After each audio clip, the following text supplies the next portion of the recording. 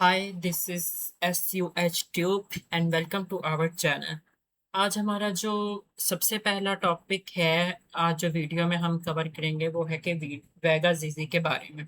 और second number पे हम देखेंगे कि हम वेगा जीजी में लाइब्रेरी को पहले क्रिएट कैसे करते हैं और फिर उसको वेगा जीजी में ओपन कैसे करेंगे। एक 3D स्ट्रक्चर के कंपाउंड्स की लाइब्रेरी हम चेक करेंगे। सबसे पहले तो ये कि वेगा जीजी जो है वो सबको पता होगा कि ये एक बायो इन्फॉर्मेटिक टूल है। तो इसमें आप डॉकिंग कर सकते हो, विजुअलाइज कर सकते हो और इसमें डिफरेंट किस्म के मॉलिक्यूलर एटम्स की इंट्रैक्शंस देख सकते हो। लाइगैंड रिसेप्टर्स को आप इंटरेक्ट करके देख सकते हो।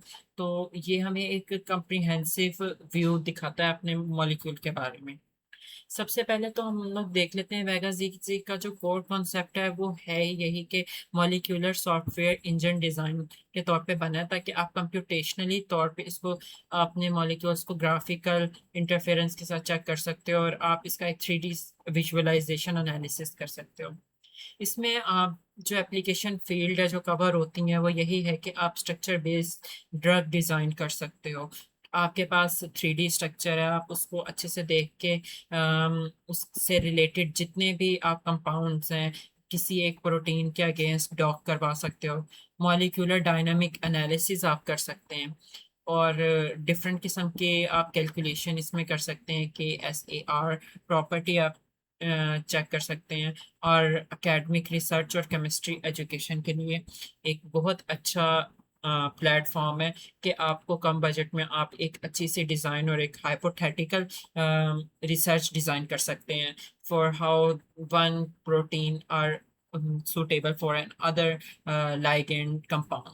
So this is the whole overview of Vega ZZ।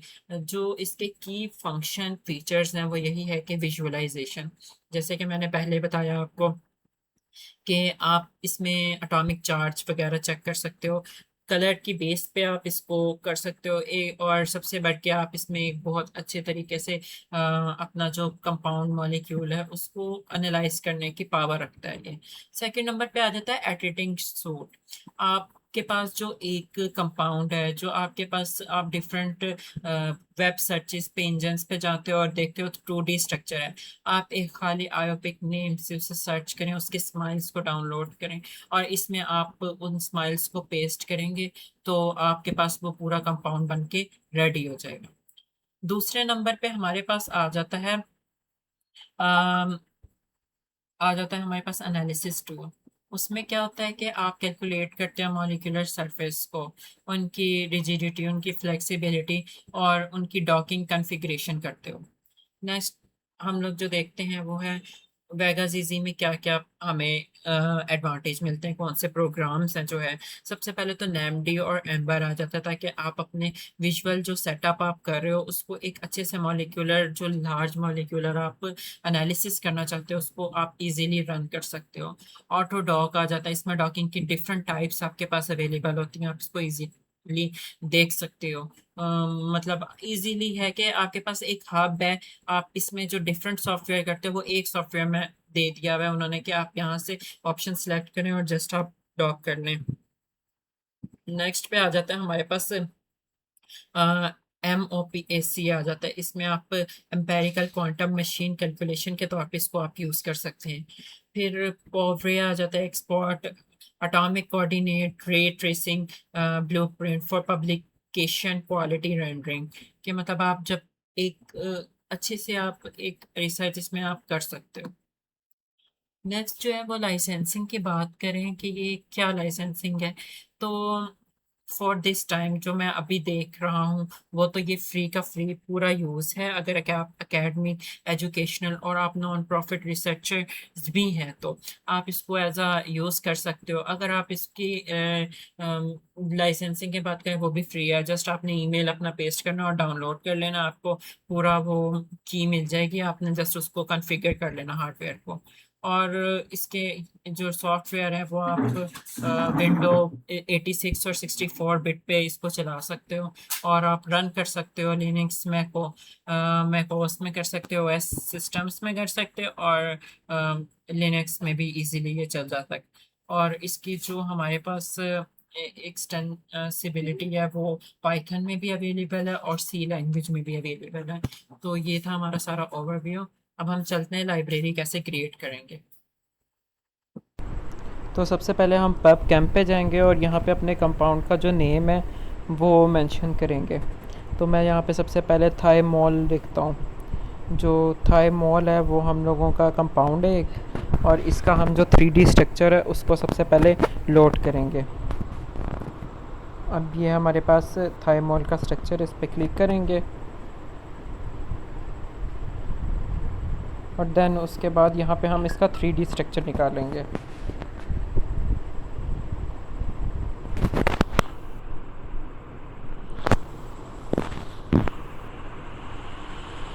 ये इसका 3D स्ट्रक्चर है।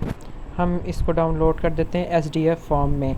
सेव पे क्लिक करेंगे और हमारा जो कंपाउंड होगा वो ऊपर डाउनलोड हो जाएगा हमारे पास। ये हमारे पास कंपाउंड की फ़ाइल है। क्योंकि मैंने वेगाजीजी पहले ही लोड किया हुआ है तो वेगाजीजी इसकी फॉर्म में आ रहा है, बट हम इसको बाद में देखते हैं। नेक्स्ट जो हमारे पास है वो हम ऐड करते हैं इसके अंदर ओलियानोलिक एसिड। ये भी एक कंपाउंड है और इसका भी हमें 3D स्ट्रक्चर जो है पबकेम से मिल गया। इसके 3D स्ट्रक्चर पे जाएंगे हम और इसको भी हम डाउनलोड करेंगे और SDF की ही फॉर्म में डाउनलोड करेंगे।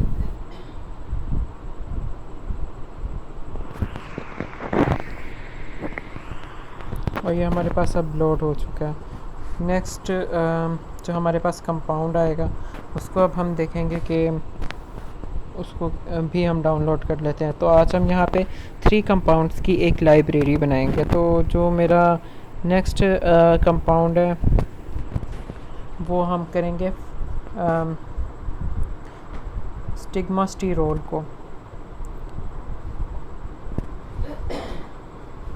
जो स्टिग्मास्टीरोल है वो हमारे पास यहाँ पे शो हो रहा है और हम इसको ओपन करेंगे यहाँ पे और इसका भी 3D स्ट्रक्चर निकाल के इसको हम डाउनलोड कर लेंगे SDF फॉर्मेट में। तो अब ये भी हमारे पास तीसरा कंपाउंड भी जो है वो डाउनलोड हो चुका है। अब नेक्स्ट जो हमारा है वो ये है कि हमने इसको ओपन करना है विद नोटपैड पे। जो हमारे पास डाउनलोड थे उनको हम ओपन करेंगे नोटपैड पे। अब जो हमारे पास कंपाउंड्स हैं वो तीनों के तीनों ना हमारे नोटपैड पे शो होने लग जाएंगे, उसकी जितनी भी कोडिंग है वो। अब हमने एक ब्लैंक पेज लेना और इसको जो हमारे पास कंपाउंड होगा जो फर्स्ट वाला कंपाउंड है मैंने उन्हें उस कॉपी और पेस्ट कर दिया एक ब्लैंक डॉक्यूमेंट में। ये फर्स्ट कंपाउंड है जो मैं कॉपी पेस्ट कर चुका हूँ। सो इस स्क्रीन को हम करते हैं थोड़ा सा सेंटर में अलाइन। और ये हमारे पास एक कंपाउंड है, मैंने ये वाला एक लिया था, इसको कॉपी किया और उधर पेस्ट कर दिया था। अब नेक्स्ट पे है अगला भी हमने कंट्रोल R करके कंट्रोल C किया और यहाँ पे देन कंट्रोल V कर दिया। अब थर्ड कंपाउंड को हम जाएंगे, इसको भी हम कंट्रोल A करेंगे and control C and then हम यहाँ पे कर देंगे पेस्ट कंट्रोल V से। अब ये हमारे पास 3 कंपाउंड डाउनलोड हो गए हैं। अब हम इनको सेव करेंगे नेम के साथ, जिसका नाम हम लिखेंगे कंपाउंड 3D स्ट्रक्चर। और ये हमने कर लिया इसको सेव। सो अब हम वेगाजीजी ओपन करते हैं और ये हमारे पास वेगाजीजी का इंटरफेरेंस है। फाइल में जाएंगे हम सबसे पहले और हम इसकी डेटाबेस के ऊपर जाएंगे जो लिखा हुआ है और ओपन पे क्लिक करेंगे।